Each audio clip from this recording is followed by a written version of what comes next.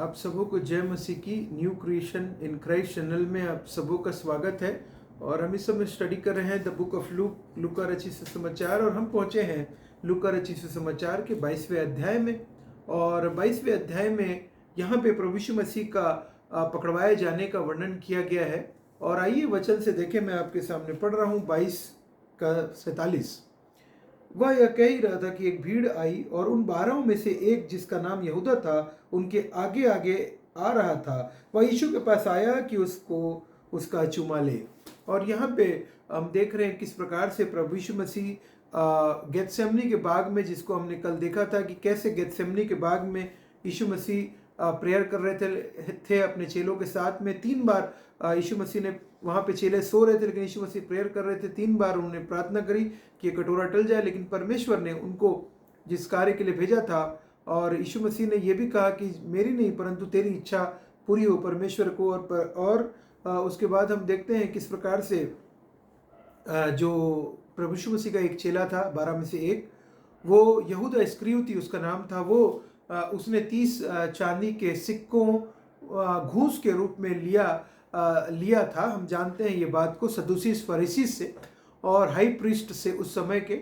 और वो ये स्थान जानता था, गेतसेमनी का जो बाग था, जहाँ पे ओलिव जैतून का पहाड़ भी कहा जाता था, क्योंकि वहाँ पे ओलिव प्रेस किया जाता था। वहाँ जैतून जो था उसको प्रेस करा जाता था पत्थरों के द्वारा, और उससे जो तेल निकलता था वो बहुत सारे यूज़ के लिए आता था। चाहे वो सबसे बड़ा यूज़ तो खाने के लिए आता था, साथ ही जलाने के, लाइटिंग के लिए भी, लाइट के रूप में दिए और बाती के रूप में भी यूज़ किया जाता था। उसको फ्यूल के रूप में यूज़ किया जाता था जैतून को। और उसी जगह पे यहाँ पे वो जब 30 चांदी के सिक्कों में बिक गया वो चेला, तो वो अपने साथ साथ सदूसीस फरीसीस के जितने सारे उसके अंगरक्षक थे और बहुत सारे लोगों को लेकर दल सहित वहाँ पे यीशु मसीह को पकड़वाने के लिए उस जगह पे पहुँचा था।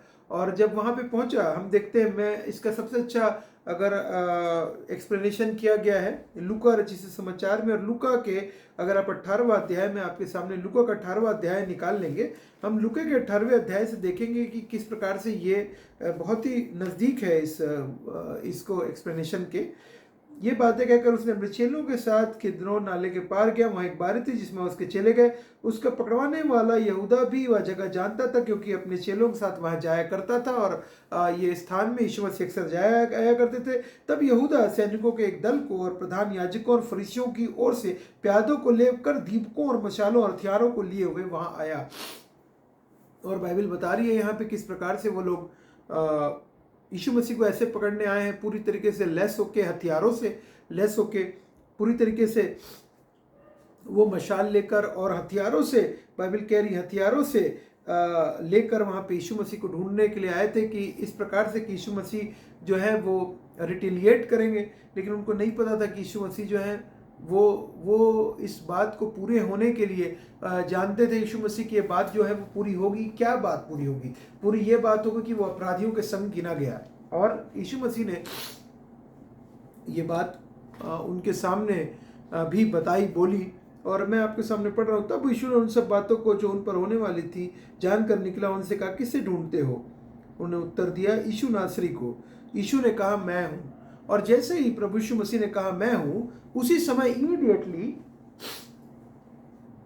जैसे यीशु मसीह ने कहा मैं हूं, उसी समय इमीडिएटली चेले जो थे,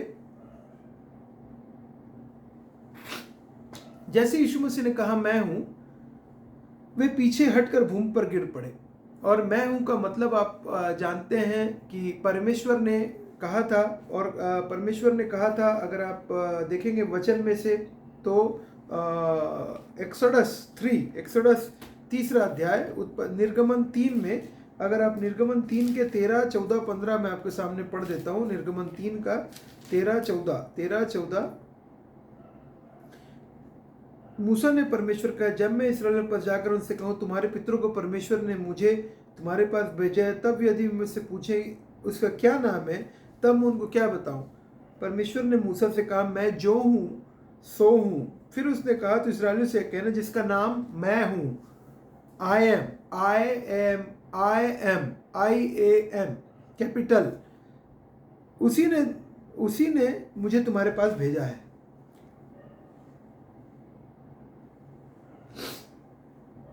और ये वचन में क्लियरली बता रहा है निर्गमन 3 में कि कैसे परमेश्वर कह रहे हैं कि मैं हूँ जो हूँ, मैं जो हूँ सो हूँ। और याहवे जो वर्ड है, मैं स्टडी कर रहा था, उसमें लिखा था कि याहवे जो वर्ड है हिब्रू का, वो भी मैं हूँ से ही निकला हुआ है।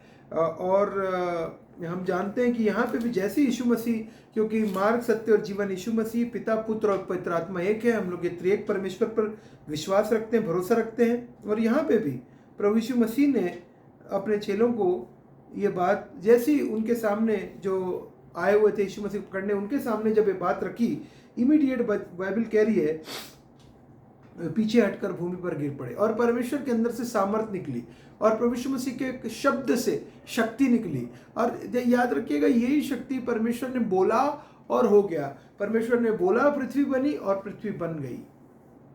याद रखिए कि परमेश्वर का जो कलाम है, आप परमेश्वर का जो जिंदा कलाम है, बाइबल जो है, जब आप इसको पढ़ते हैं इसमें सामर्थ है। जब आप प्रेयर करते हैं सामर्थ है।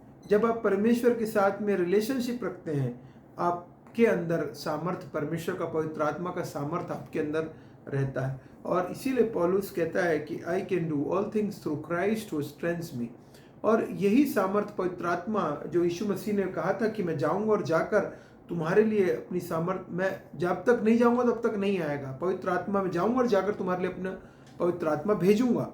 और यीशु मसीह ने पवित्र आत्मा भेजा जाने के बाद, लेकिन उसके पहले, यीशु मसीह के रिजरेक्शन के पहले, प्रभु यीशु मसीह के पकड़वाए जाने के टाइम पे भी प्रभु यीशु मसीह ने, हम देखते हैं कि अपनी शक्ति को, उनके शक्ति जैसी बोला, प्रभु यीशु मसीह के अंदर से शक्ति निकली, सामर्थ्य निकली।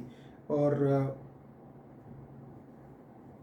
आगे प्रभु यीशु मसीह क्या कहते हैं, देखिए प्रभु यीशु मसीह आगे क्या कहते हैं, मैं हूँ, पीछे हटकर। तब उसने फिर उनसे कहा, तुम किसको ढूंढते हो? बोले यीशु नासरी को। यीशु ने उत्तर दिया, मैं जो तुमसे कह चुका हूँ कि मैं हूँ, यदि मुझे ढूंढते हो तो इन्हें जाने दो। यह इसलिए हुआ कि वह वचन पूरा हो जो कहा था, जिन्हें तूने मुझे दिया उनमें से एक भी ना खोया। और यीशु मसीह के जो चेले थे वो उस समय छोड़कर यीशु मसीह को भाग खड़े हुए।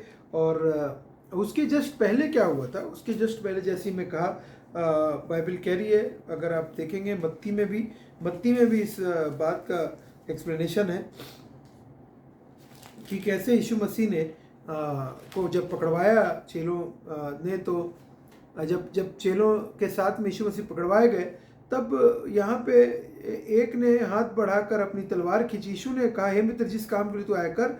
यीशु के साथियों में से एक ने हाथ बढ़ाकर अपनी तलवार खींच ली और महायाजक के दास पर चलाकर उसका कान उड़ा दिया। तब यीशु ने उससे कहा, अपनी तलवार म्यान में रख ले, क्योंकि जो तलवार चलाते हैं वे तलवार से ही नष्ट किए जाएंगे। और यीशु मसीह ने उस तलवार से, उसी समय पतरस ने तलवार निकाली और उसका कान को जो है काट दिया। और उस व्यक्ति का नाम क्या था आपको पता है? उसका नाम मलखुस था। मलकुस उस दास का नाम मलकुस था। तब शिमोन पतरस ने तलवार के पास थी खींची और महायाजक के दास पर चलाकर उसका दाहिना कान उड़ा दिया। उस दास का नाम मलकुस था। और बाइबल बता रही है कि यीशु मसीह ने उसके बाद उसको चंगाई दी, उसको चंगा कर दिया। किसने? प्रभु यीशु मसीह ने चंगाई दे दी। और उस व्यक्ति को ये अंतिम, यीशु मसीह के डिपार्चर होने के पहले ये अंतिम कार्य जो प्रभु यीशु मसीह ने किया था वो यही था कि उसको चंगाई का कार्य कर। देखें तो ये उसके कान को वापस जोड़ दिया यीशु मसीह ने। तो चंगाई यहाँ पे हम देखने को मिल रहा है कि चंगाई भी यीशु मसीह ने करी। और बाइबल कहती है कि भविष्यवाणी की जो बात है वो भविष्यवाणी की बात पूरी हुई यीशु मसीह के जीवन से। और यहाँ पे बाइबल कह रही है कि यीशु ने उत्तर दिया, मैं तुमसे कह चुका हूँ। और अगर आप 9वें में देखें, 10वें में देखें, तो वचन क्लियरली बता रहा है, तलवार से उसको इमीडिएटली तलवार से यीशु मसीह ने उस दास को चंगा कर दिया। और आगे अगर आप बाइबल में देखेंगे कि मरकुस में भी जब ये बातें बता रहे हैं प्रभु यीशु मसीह, तो उसके बाद देखते हैं कि उन्होंने यीशु मसीह ने क्लियरली उनको ये बातें कह दी कि क्या तू नहीं जानता कि मैं अपने पिता से विनती कर सकता हूँ कि वह सरदूस की 12 पलटन से अधिक मेरे पास अभी उपस्थित कर देगा। और यहाँ पे सबों को बोल रहे हैं यीशु मसीह की वो परमेश्वर अभी चाहे तो 12 पलटन भेज दे, जिससे कि मैं और सारे लोग बच जाएंगे चेले। लेकिन मैं ऐसा नहीं करूँगा, यीशु मसीह यही बताना चाह रहे हैं, क्योंकि मुझे ये कटोरा जो मैं पीने पर हूँ ये पीना इम्पोर्टेंट है।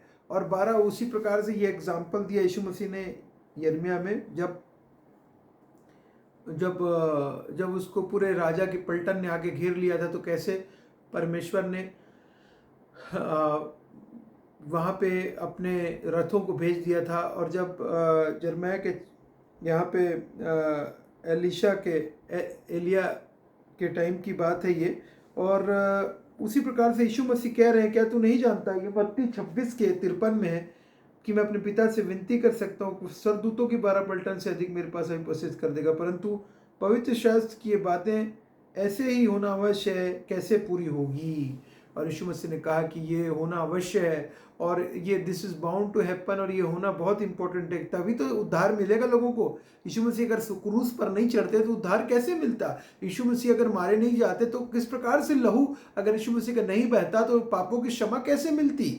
यीशु मसीह जी के नहीं उठते तो कैसे आप और मैं भी अनंत काल के लिए कैसे जी उठते। परंतु पवित्र शास्त्र की बात ऐसे ही होना आवश्यक, ऐसी पूरी। उस समय यीशु ने भीड़ से कहा, क्या तुम तलवार लौटिया मुझे डाकू के समान पकड़ने के लिए निकले हो? मैं हर रात मंदिर में बैठकर द्वेष ही करता था, पर तुमने मुझे नहीं पकड़ा। परंतु यह सब इसलिए हुआ कि भविष्यवक्ताओं के वचन पूरे हों। तब सब चेले उसे छोड़कर भाग गए। भविष्यवक्ताओं की बात पूरी करने आए। यीशु मसीह के लिए भविष्यवाणी थी कि यीशु मसीह इस पृथ्वी पर आएंगे, मारे जाएंगे, गाड़े जाएंगे और जी उठेंगे। और ये भविष्यवाणी है यीशु मसीह की कि वो फिर से आने वाले। ये भी भविष्यवाणी है कि वो फिर से आने वाले हैं और अपने लोगों को लेकर के जाएंगे। और ये भी भविष्यवाणी बहुत जल्दी पूरी होने वाली है। इसलिए हम तैयार रहें, रेडी रहें, प्रिपेयर रहें। और यीशु मसीह ने जिस प्रकार से दुख उठाया, तकलीफ उठाया, उसी प्रकार से हमारे लिए भी एग्जाम्पल दे के गए हैं कि चाहे कैसी भी सिचुएशन क्यों ना आए, आप यीशु मसीह के ऊपर विश्वास रखिए, भरोसा रखिए, और अनंत अनंत काल तक वो हमारे साथ ना छोड़ेगा। आप सबों को परमेश्वर बहुत ऐसे आशीष दे। जय मसीह।